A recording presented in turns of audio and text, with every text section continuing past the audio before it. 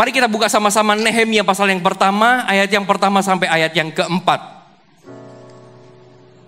Nehemia pasal yang pertama, ayat yang pertama sampai ayat yang keempat. Judulnya adalah doa Nehemia bagi orang Israel. Dari judulnya kita bisa melihat bahwa Nehemia ini adalah orang yang suka berdoa bagi bangsanya. Pertanyaannya hari ini, apakah kita ini berdoa bagi kota kita? Apakah selalu ada kota kita di dalam doa-doa Anda, ataukah hanya berkat yang ada di dalam doa Anda? Apakah kita berdoa bagi gereja kita? Di dalam doa kita, adakah gereja kita disebut? Nehemia dia berdoa buat bangsanya. Justru di usia yang ke-23, kita harus mendoakan gereja kita. Agar gereja kita itu akan terus bergerak maju di dalam misi amanat agung. Bukan hanya menjadi gereja yang memperkaya diri dan tinggal di dalam zona nyaman. Fasilitas, yes, pasti dari hari ke hari, dari tahun ke tahun, fasilitas akan terus diperbarui. Karena saya sebagai hamba Tuhan, gembala, juga kepingin bahwa setiap jemaat memiliki fasilitas yang lebih baik. Bahkan tahun depan pun pasti fasilitasnya akan diperbarui. Tetapi bukan itu poinnya. Poinnya adalah bagaimana gereja kita terus bergerak maju. Karena fasilitas yang diberikan, fasilitas yang diberi, bukan untuk membuat kita nyaman, tetapi untuk membawa percepatan visi itu terjadi di dalam gereja kita. Kita sebagai pusat kegerakan, apalagi hari ini kita dipercaya sebagai regional Jawa Timur 2, maka kita harus terus produktif, strategis, dan terus terarah. Amin. Coba ayat yang pertama. Riwayat Nehemia bin Hakalia. Pada bulan Kislew tahun ke-20, ketika aku ada di Puri Susan, datanglah Hanani, salah seorang dari saudara-saudaraku, dengan beberapa orang dari Yehuda. Aku menanyakan mereka tentang orang-orang Yahudi yang terluput, yang terhindar dari penawanan, dan tentang Yerusalem. Katakan tentang Yerusalem. Kata mereka kepadaku, orang-orang yang masih tinggal di daerah sana yang terhindar dari penawanan, ada di dalam sebuah kesukaran besar dan di dalam keadaan tercela. Tembok Yerusalem telah terbongkar dan pintu-pintu gerbangnya telah terbakar. Ketika aku dengar berita ini, duduklah aku menangis dan berkabung.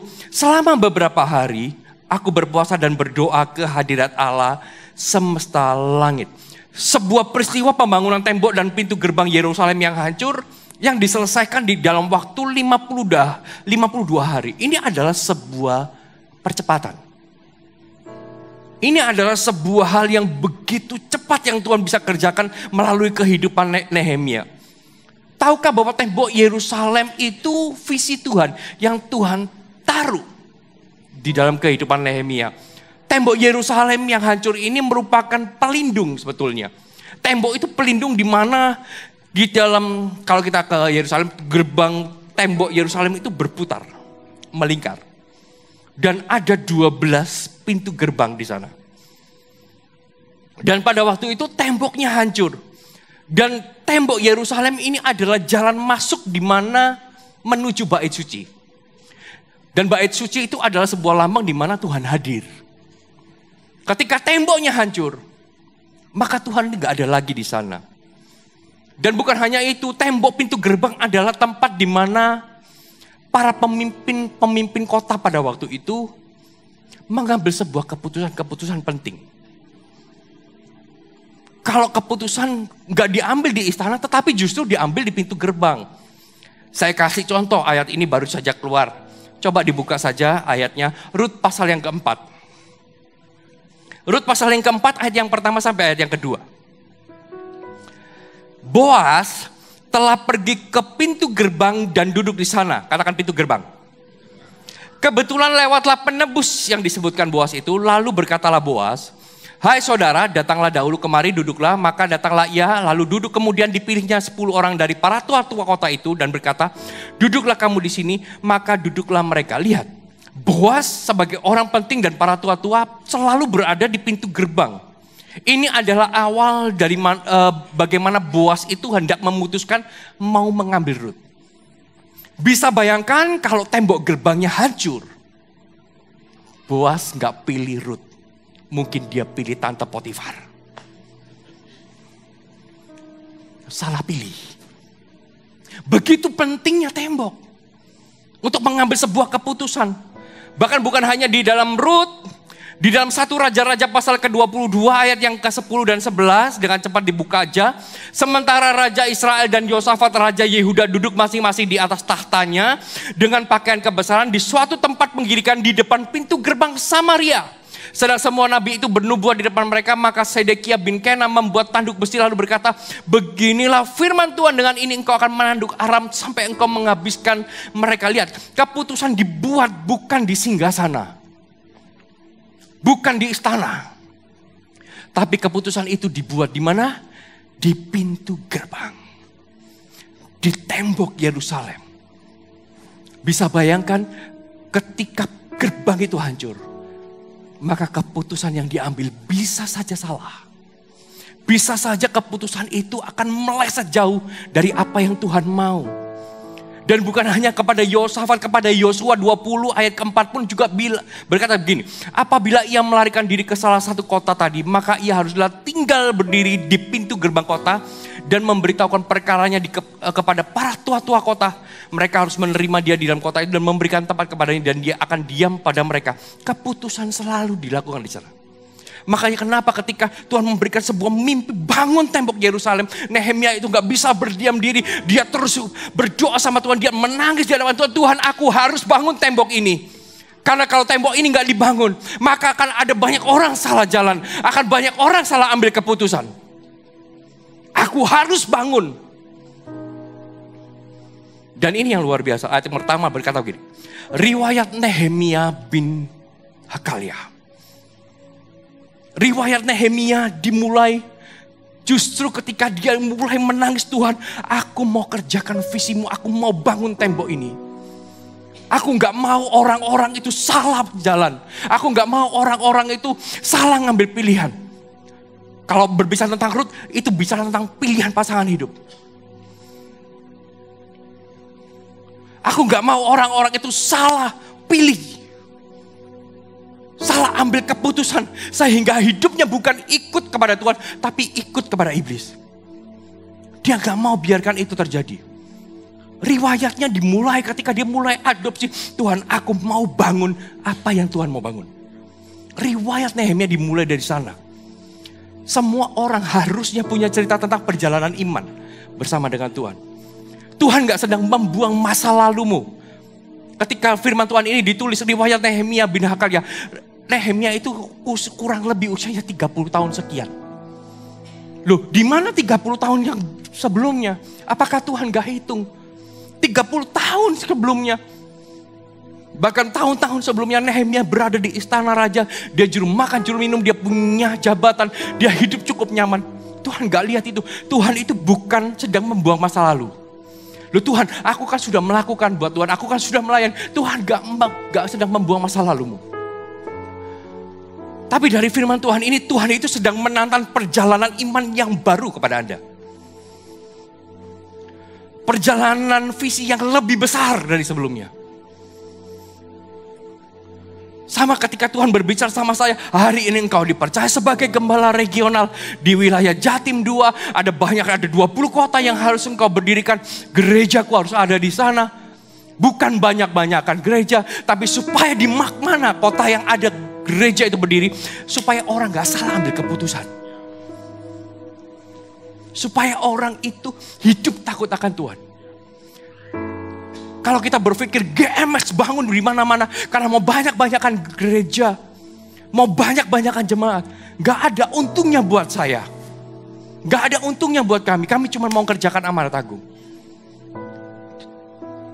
GMS bukan di mana-mana hanya karena dia mau ambil cuan. No. Gak ada untungnya buat kami hamba-hamba Tuhan. Ingat, hamba Tuhan Gereja Mawar Sharon tidak terima perpuluhan. Buat Anda yang baru pertama hadir, saya gembala regional tidak terima perpuluhan. Saya terima berkat fix salary. Makanya saya bisa tulus mengasihi Anda. Bukan banyak-banyakan, bukan kaya-kayaan, no. Tapi supaya di mana gereja ada, banyak orang itu gak salah jalan. Tuhan gak sedang membuang masa lalumu. Aku kan sudah melayani Tuhan, aku kan sudah ini. Enggak, Tuhan gak hilangkan itu. Tuhan akan tetap simpan itu. Tapi hari ini Tuhan sedang memberikan sebuah mandat yang baru. Sebuah perjalanan iman yang baru. Maukah?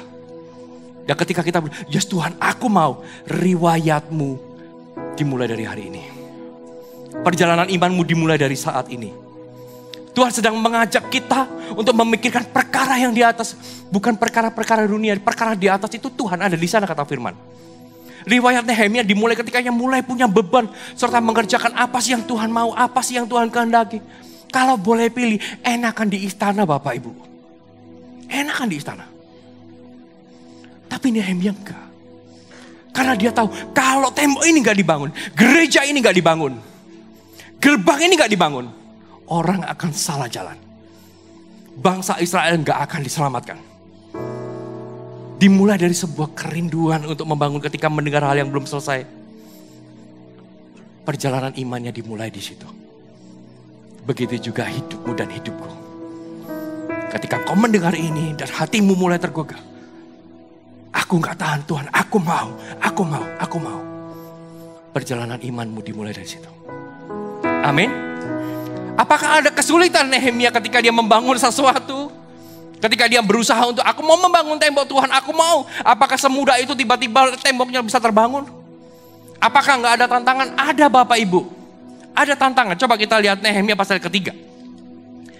Nehemia pasal ketiga ayat yang pertama sampai ayat yang kelima berkata gini. Judulnya adalah para peserta di dalam pembangunan. Selalu ada orang-orang yang Tuhan berikan buat visinya. Asal kita taat maka divine connection akan terjadi. Dikatakan di ayat pertama, maka bersiaplah imam besar Eliasib dan para imam, saudara-saudaranya. Lalu membangun kembali pintu gerbang domba, mereka mentabiskannya dan memasang pintu-pintunya. Mereka mentabiskannya sampai menara Meam, menara Hananael.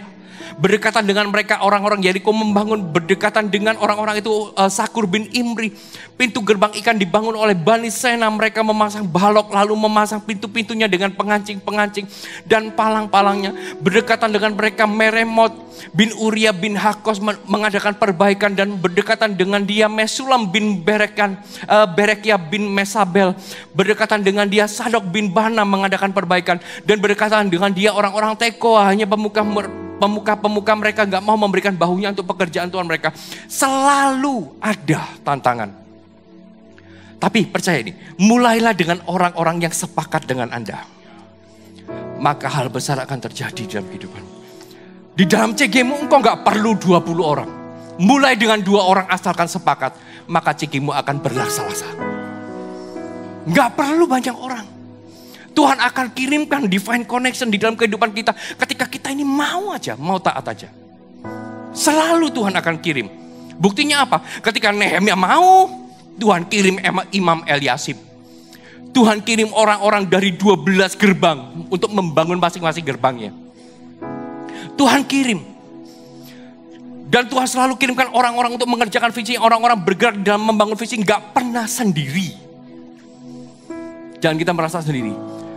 Jangan kita seperti Elia, habis bunuh Nabi Baal, merasa sendiri. Tuhan bilang, enggak, kamu enggak sendiri. Masih ada ratusan nabi yang membela namaku. Kita enggak pernah sendiri. Selalu ada tantangan di dalam apa yang kita kerjakan. Tantangan dari luar, tantangan dari dalam. Nehemia, tantangan dari luar ada Sanballat dan Tobia. Tantangan dari dalam juga dihadapi ayat kelima. Dan berdekatan dengan dia orang-orang Tekoa. Hanya lihat, pemuka-pemuka mereka tidak mau memberikan bahunya untuk pekerjaan Tuhan mereka. Ada pun yang dari dalam gak membantu juga ada. Ada orang-orang yang gak terlibat. Ada orang-orang yang gak mau kasih bahunya. Ada orang-orang yang cuma maunya jadi penonton. Ada. Tapi untuk sebuah visi besar, hal itu lumrah terjadi. Hal itu adalah hal yang biasa. Jadi besok jangan kecewa. Jangan merasa lihat itu orang sudah tahu visinya besar. Tetapi dia cuma duduk tenang. Cuma melihat aja. Gak usah kaget. Ada. Gak usah pikirkan itu. Yang penting cari 1-2 orang sepakat. Tuhan hadir. Tuhan hadir. Ada orang-orang yang gak mau membangun bersama. Gak mau terlibat. Gak mau bayar harga. Gak mau beri baunya.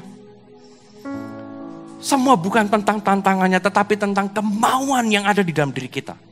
Itu poinnya. Coba lihat Nehemia pasal keempat ayat ke-6. Dikatakan begini. Tetapi kami terus membangun tembok sampai setengah tinggi dan sampai ujung-ujungnya bertemu karena seluruh bangsa bekerja dengan segenap hati. Lihat, sekalipun ada tantangan, sekalipun ada rintangan, ada orang yang menentang, firman Tuhan katakan tetapi kami terus membangun tembok. Gak peduli apapun yang terjadi. Kami akan terus membangun. Rintangan, tantangan harusnya gak bisa menghentikan kemauan Anda untuk membangun visi. Ada tantangan ya, tapi gak akan pernah bisa menghentikan langkah saya. Harusnya kita berkata seperti itu. Dikatakan kami akan terus membangun tembok. Kami akan terus membangun. Ada tantangan besar sekalipun di dalam, di luar bukan halangan. Jikalau di dalam kita ini lebih kuat. Pak, JG gue struggle. Orangnya cuma 2-3. Gak akan jadi halangan selama di sini masih punya kemauan. Gak ada halangan. Akan growth pada waktunya. Seberapa kuat hari ini visi di dalam diri kita. Visi untuk membangun di dalam diri kita. Seberapa kuat kemauan yang ada di dalam diri kita. Itu menentukan seberapa besar hal yang bisa engkau capai Bapak Ibu. Kalau ngelihat ke depan itu, wah besar, wah capek. Tapi di sini lebih besar. Ada halangan, ada rintangan, gak akan berdiam diri. Aku akan tetap jalan. Sama seperti orang ini. Ada tantangan, ada rintangan. Ada yang gak mau kasih bahunya. Ada yang gak mau ikut terlibat. Tetapi kami akan terus membangun tembok. Kata kami itu bukan cuma satu. Tapi banyak orang. Mungkin Nehemia berkata sama yang lain. Orang itu gak mau membantu kita. Gimana? Berkata kepada satu lagi. Orang itu gak mau memberikan bahunya kepada kita. Tapi mereka berkata. Kami akan tetap membangun. Tanpa mereka. Saya akan tetap membangun. Tapi gak sendiri. Karena saya punya Anda. Yang setuju berikan kemuliaan buat Allah. Kemauan kuat di dalam diri kita membuat tidak ada hal yang sukar untuk dilalui. Dan ini yang luar biasa. Tetapi kami akan terus membangun tembok sampai setengah tinggi dan sampai ujung-ujungnya bertemu. Kami akan terus membangun tembok sampai setengah tinggi dan sampai ujungnya bertemu. Why setengah tinggi? Pernah gak bertanya, kenapa membangun tembok setengah tinggi? Kenapa gak tinggi sekalian? Kalau harusnya membangun tembok sekalian yang tinggi. Biar orang gak bisa panjat, betul? Tapi mengapa di Nehemia dituliskan, kami akan terus membangun tembok sampai setengah tinggi. Dan sampai ujung-ujungnya bertemu. Mengapa gak tinggi temboknya? Karena fokus membangun visi dan ministry itu bukan tinggi lebih dahulu. Tapi ujung-ujungnya bertemu dulu. Itu fokusnya. Kita jadi gereja yang besar. Tapi ujung-ujungnya gak pernah bertemu. Selisih, berselisih, perpecahan terjadi. Buat apa besar? Buat apa gereja besar? Nehemia tahu. Dia kumpulkan 12 gerbang, panggil satu persatu. Dia udah bilang, ujung yang kita bangun bukan tinggi-tinggian. Tapi ujungnya bertemu. Sehingga membuat sebuah lingkaran. Satu tinggi, satu gak dibangun. Percuma kita bangun tinggi-tinggian. Musuh akan masuk, habiskan yang di dalam, robohkan tembok yang kau bangun.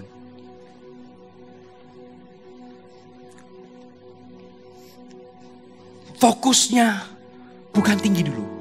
Makanya fokus visi dan ministry. Bukan tinggi. Tapi ujungnya bertemu. Ministry yang kau bangun. Ujungnya bertemu dengan ministry yang lain gak? Kalau ministry yang kau bangun hanya untuk tinggi-tinggian. Tapi ujungnya gak ketemu. Percuma. Akan habis pada waktunya. Kita gak sedang membangun tinggi-tinggian. Kita gak sedang membangun banyak-banyakan. Kita gak sedang membangun besar-besaran. Karena fokus utamanya bukan tinggi. Tapi ujung satu dengan yang lain bertemu. Inilah yang membuat GMS establish. Inilah yang membuat GMS bertumbuh. Karena bukan besar-besaran, bukan tinggi-tinggian. Kita mau membangun dari kota ke kota, ujungnya harus bertemu. Sampai seluruh Jawa Timur penuh kemuliaan Tuhan. Ujungnya harus bertemu. Dibangun dengan ujung-ujungnya bertemu, artinya setiap orang sekalipun mengerjakan bagiannya masing-masing dengan baik. Tapi harus tetap punya hati sebagai pemersatu. Apa yang dipegang tetap harus dikasih yang terbaik. Harus dibangun. Tetapi hatinya harus pemersatu. Hatinya harus kesatuan. Hatinya harus terkoneksi satu dengan yang lain. Harus tetap bersatu. Ujungnya harus kesatuan, bukan terpecah-pecah, terkotak-kotak karena masing-masing punya agenda, punya kerajaan masing-masing. Enggak, ujungnya bukan itu. Eagle Gate punya kerajaannya. Army of God punya kerajaannya. Ujungnya bukan itu. Apa yang kita bangun akan ujungnya bertemu. Satu kesatuan. We are GMS. Kita bukan AOG. Kita bukan Eagle Gate. Kita juga bukan senior Bapak Ibu. Kita GMS. Ujungnya harus ketemu. Tanggung jawab utama mereka di dalam membangun adalah untuk terciptanya sebuah kesatuan. Bukan dirinya sendiri. Bukan membangun dirinya sendiri. Bukan. Saya sebagai pemimpin juga sepakat dengan pemimpin yang lain. Ujungnya bukan kami. Ujungnya harus ketemu. Ujungnya harus ketemu. Di sini peran kita diperlukan. Kita nggak boleh jadi orang yang egois, hidden agenda. Kita memiliki agenda pribadi. Jangan saling saingan, saling fokus menjatuhkan karena ingin jadi yang terkuat dan tercepat. No, bukan itu poinnya. Setengah tinggi, tapi ujungnya ketemu. Setelah itu kita akan tinggikan bersama-sama. Ayat 6 dikatakan begini. Tetapi kami akan terus membangun tembok sampai setengah tinggi dan sampai ujungnya bertemu. Karena seluruh bangsa bekerja dengan segenap hati. Untuk persatuan kita harus lakukan dengan segenap hati. Dengan segenap hati. Gereja ini bukan punya saya. Tapi punya kita. Ini bukan tentang saya, bukan tentang Anda, tapi tentang kita. Someday ketika sudah menjadi tua dan lelah, pasti ada gembala yang lebih muda ada di sini. Karena gereja ini bukan punya saya kan? Saya hanya membangun apa yang Tuhan percayakan. Yang penting ujungnya ketemu.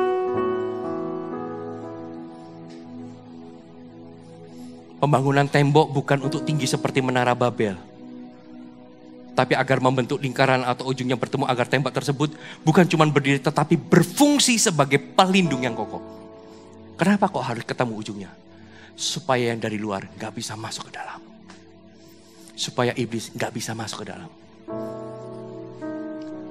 Kalau ujungnya gak ketemu, ada celah, iblis bisa masuk di sana. Iblis bisa porak-porandakan. Kalau kita hanya fokus kepada ego, maka bangunan kita mungkin tinggi, tapi ada celah di mana iblis bisa masuk, bisa robohkan. Kita punya bagian wilayah yang harus kita bangun, tapi bangunlah dengan kesatuan. CG satu dengan yang lain, coach satu dengan yang lain, TL satu dengan yang lain, bangunlah dengan kesatuan. Memang engkau punya wilayah. Ada TL Utara, TL Timur, TL Pusat, TL Selatan. Tapi itu bukan kerajaan. Itu supaya kita bangun temboknya sama-sama. Someday nanti akan Malang akan dipenuhi kemuliaan. Semua temboknya akan kita bangun bersama-sama. Jawa Timur 2 dan Malang sudah diberikan buat kita. Ada banyak wilayah ya yang diberikan termasuk Malang. Dan Malang itu bicara keseluruhan wilayah. Ini bukan bicara GMS. Ini bicara kota yang diberikan sama kita, milik pusaka. Yaitu kota Malang. Dan kalau bicara tentang keseluruhan, maka ada Malang Barat, Malang Utara, Malang Selatan, Malang Timur, bahkan pusat. Itu Malang. Makanya doakan kami, tahun depan GMS Malang Utara akan berdiri. Siapa Malang Utara, wilayah utara? Ada? Angkat tangan? Nggak tahu, pasti nggak bisa membedakan mana sih barat, mana sih utara. Iya ya. Betul nggak? Utara itu daerah Lawang, Singosari, Borobudur Belimbing, Araya, Saujajar, Sulfat. Sulfat itu selatan harusnya, nggak apa-apa wes, bonus. Ada yang wilayahnya di sana? Engkau akan punya gereja di sana.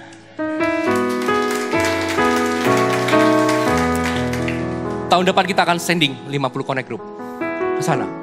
Sekali gereja GMS Malang Utara berdiri, kita akan langsung lihat gereja itu 600 jumlahnya. Amin. Tapi itu bukan untuk memecah-mecah kita, enggak. Tapi itu untuk kita bangun sampai ujungnya ketemu. Makanya kalau ada yang diutus, ya jangan, tapi kalau nggak di utara tiba-tiba, aku maunya ke utara, janganlah. Kita mau ujungnya ketemu, nanti ketemu. Pasti ketemu. Kalau nggak hari ini, besok, bulan depan, tahun depan, Tuhan Yesus datang kedua, kita akan ketemu. Kita pasti akan diketemukan. Tapi untuk bisa merebut wilayah, kita harus siap bersatu tanpa asumsi, nggak boleh baper, tanpa mementingkan diri sendiri dalam membangun tembok. Ini tembokku, itu kan tembokmu, itu urusanmu, bukan urusanku, nggak bisa begitu. Nanti kita akan jadi Malang Barat. Dan berdoa Malang Selatan, 2 tahun lagi kita akan buka. Karena tahun depan, ada Ponorogo akan buka menjadi gereja, Trenggalek akan menjadi gereja, Tuban, dan Malang Utara. Jadi total kita akan ada 11 gereja nantinya. So, dukung kami.